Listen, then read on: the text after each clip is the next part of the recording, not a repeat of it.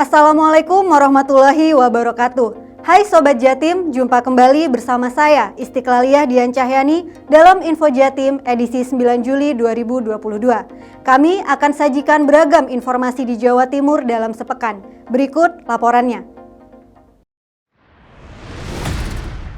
Kita awali dari info pemerintahan. Sobat Jatim, dalam rangka mengatasi permasalahan digital, diantaranya meningkatkan keterbukaan informasi publik, meminimalisir berita hoaks dan ujaran kebencian, maka pemerintah Provinsi Jawa Timur membentuk dan melantik Komite Komunikasi Digital di Gedung Negara Gerahadi, Kamis 30 Juni 2022. Mari kita simak liputannya.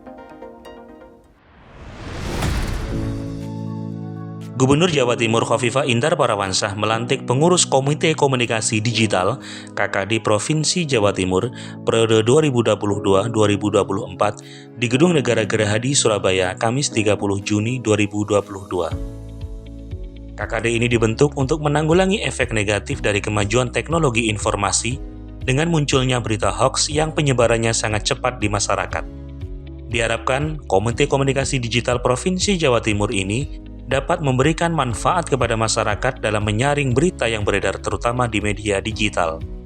Jadi saya rasa bagaimana perubahan mindset itu memang harus di-create oleh kita. Jangan dibiarkan itu berjalan secara natural, harus di-create. Oleh karena itu content creator menjadi bagian yang sangat penting. Bagaimana kemudian masyarakat bisa menjadi jelas dan mengetahui pembedanya. Komite Komunikasi Digital ini merupakan wujud dari sinergitas dari unsur pemerintahan dan para media dalam menjaga keutuhan dan kesatuan bangsa Indonesia. Sementara itu, Ketua KKD Provinsi Jawa Timur Hudiono mengatakan, pihaknya bersama tim dalam waktu dekat akan melakukan sosialisasi dan berkoordinasi dengan Dinas Pendidikan, perguruan tinggi dan semua elemen di masyarakat. Berangkat dari hal tersebut, Dinas Kominfo Provinsi Jawa Timur bersama Forkopimda Jawa Timur, media massa dan perguruan tinggi menginisiasi lahirnya Komite Komunikasi Digital Provinsi Jawa Timur. Terbentuknya KKD Provinsi Jawa Timur yang pertama kali di Indonesia ini turut diapresiasi oleh Kapolda Jawa Timur, Irjen Pol Niko Afinta, karena digitalisasi sekarang ini mempengaruhi pola pikir termasuk kinerja dan tugas kepolisian. Dari Surabaya, Rijal Gufron melaporkan. Beralih ke informasi pendaftaran tanah sistematis lengkap atau PTSL. Sobat Jatim, untuk memenuhi target penyelesaian PTSL lengkap yaitu sebanyak 1,8 juta di Jatim, maka Gubernur Jawa Timur Khofifah Indar Parawansa mengajak pada Bupati dan Wali Kota se-Jawa Timur untuk bersama-sama membantu anggaran PTSL. Sebab dari target tersebut ada penyesuaian anggaran sehingga tinggal 820.000. Menuju Jawa Timur lengkap mewujudkan kesejahteraan rakyat serta percepatan penyelesaian pendaftaran tanah sistematis lengkap. Gubernur Jawa Timur menggelar rapat koordinasi penguatan sinergitas pemerintah provinsi dan pemerintah daerah serta seluruh stakeholder melalui Forum Gugus Tugas Performa Agraria atau GTRA. Rakor yang diinisiasi oleh Gubernur Khofifah tersebut dihadiri Menteri Agraria dan Tata Ruang, Kepala Badan Pertanahan Nasional ATR BPN, Pangdam 5 Brawijaya, Kapolda Jatim, Kajati Jatim, Ketua Pengadilan Tinggi Agama Jatim, Bupati Wali Kota se-Jawa Timur, Dandim se-Jawa Timur, Kapolres se-Jawa Timur, Kajari se-Jawa Timur, dan Ketua Pengadilan Agama se-Jawa Timur. Gubernur Khofifah menyampaikan rakor ini sangat penting untuk percepatan penyelesaian penyertifikatan tanah dan memberikan rasa aman kepada pemilik lahan. Oleh karena itu, sinergitas dengan langkah antisipatif dan mitigatif seperti yang kita lakukan hari ini akan menjadi bagian bagaimana rasa aman, tenang, tentram bagi siapapun pemilik bidang lahan di Jawa Timur. Sementara itu, Menteri Agraria dan Tata Ruang, Kepala Badan Pertanahan Nasional, mengimbau agar masyarakat segera mendaftarkan tanahnya sebagai hak milik untuk mendapatkan sertifikat. Saya ingin mengingatkan kepada masyarakat Jawa Timur, khususnya kebetulan saya di sini dengan Ibu Gubernur, bagi masyarakat yang ingin mendaftarkan memiliki sertifikat secara mandiri sekarang juga segera akan dilayani dengan istimewa. Karena kita akan membuka loket-loket khusus untuk masyarakat secara mandiri mendaftarkan tanahnya sebagai hak milik mendapatkan sertifikat. Dari Surabaya, Erwin Moko melaporkan.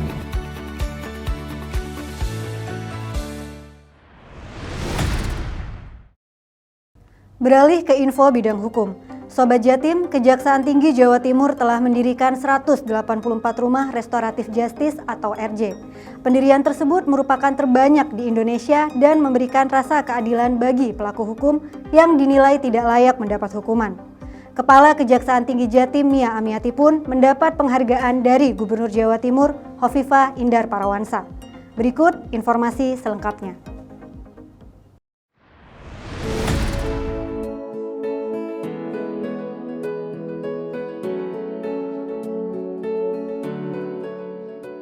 Hovifah Indar Parawansa memberikan anugerah tanda kehormatan Jarbasuki Muwobeo Emas pada Kepala Kejaksaan Tinggi Jawa Timur Mia Amiati di Aula Fakultas Hukum Universitas Airlangga Surabaya, Kamis 30 Juni 2022.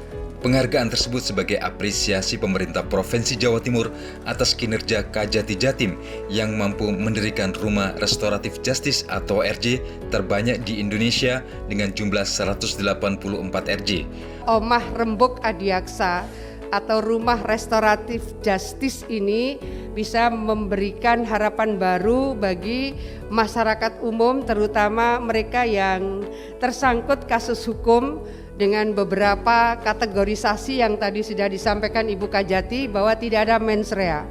Tidak ada mens rea ini hanya APH yang mengetahui ada mens rea apa tidak. Gubernur Hovifah mengharapkan keberadaan ratusan rumah restoratif justice di Provinsi Jawa Timur dapat membawa manfaat dan kepastian hukum untuk semua pihak dengan mengedepankan hati nurani.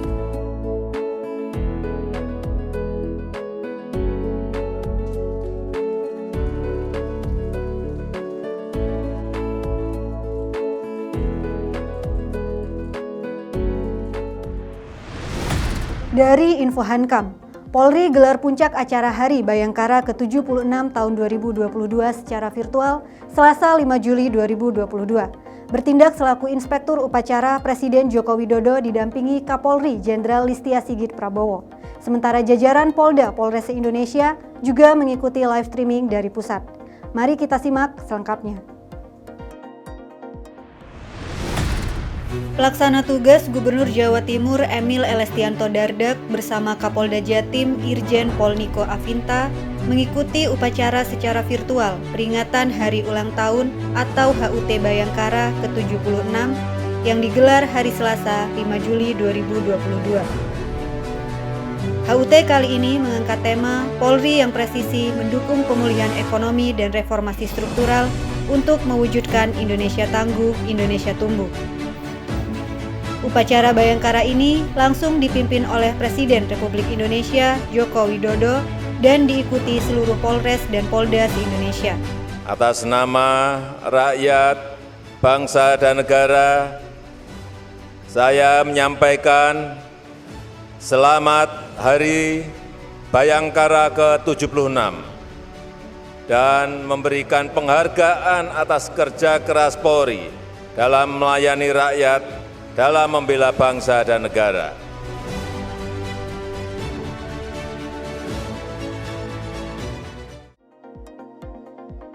Beralih ke info olahraga. Sobat Jatim, Gobak Sodor merupakan salah satu permainan tradisional di Indonesia. Di sejumlah daerah, Gobak Sodor memiliki penyebutan yang berbeda-beda. Permainan ini terdiri dari 2 tim, di mana masing-masing tim beranggotakan 3 hingga 10 orang. Pada Arena Fornas di Palembang, permainan Gobak Sodor merupakan salah satu yang dipertandingkan, dan kontingen Jawa Timur masih menjadi yang terbaik di Indonesia. Kita simak informasi selengkapnya.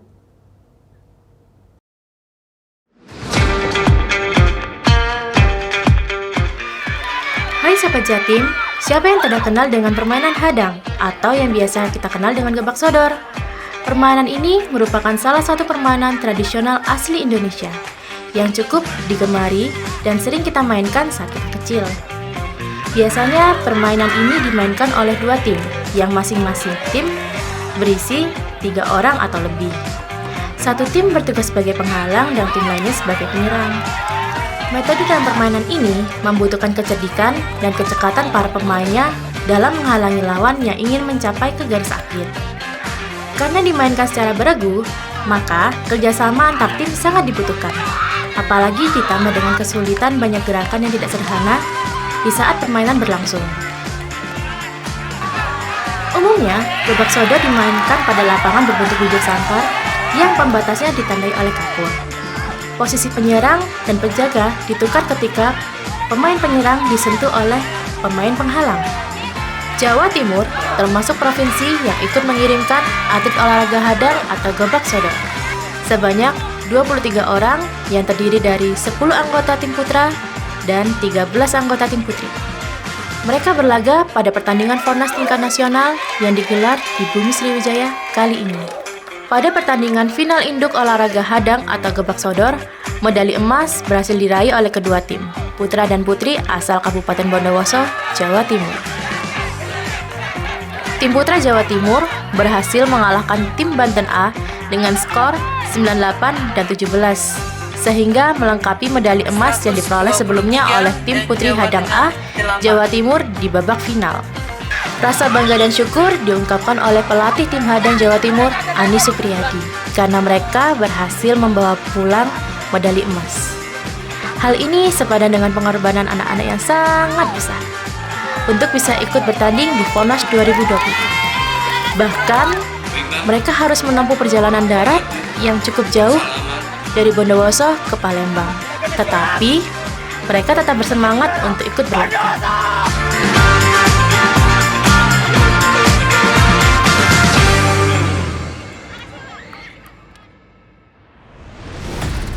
Masih dari olahraga, Sobat Jatim, penutupan Pekan Olahraga Provinsi atau Porprov ke-7 Jawa Timur tahun 2022 di Stadion Semeru Lumajang, Minggu 3 Juli malam berlangsung spektakuler dan dihibur artis Denny Caknan serta dihadiri ribuan penonton.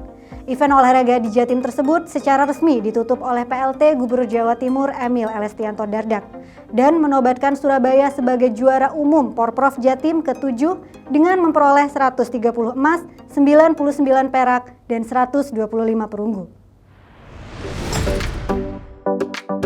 Penutupan Pekan Olahraga Provinsi atau Porprov ke-7 Jawa Timur tahun 2022 berlangsung spektakuler di Stadion Semeru Lumajang Minggu 3 Juli 2022 malam.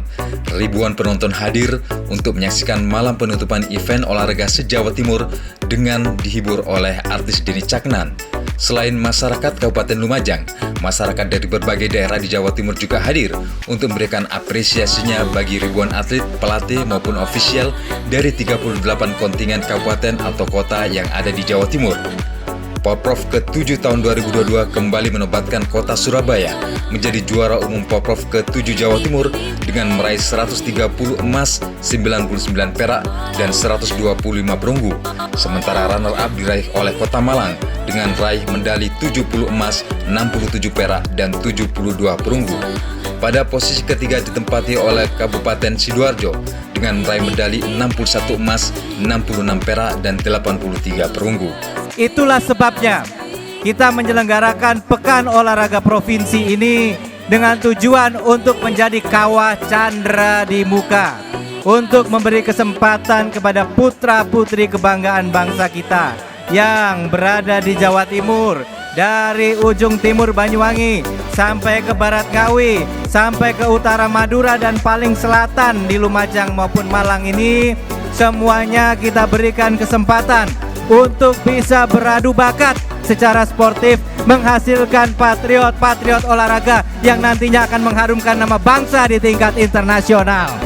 Inilah cita-cita kita dan bukan tanggung jawab yang mudah. Dari Lumajang, Erwin Muhammad, Gatot Dwi Sasongko melaporkan.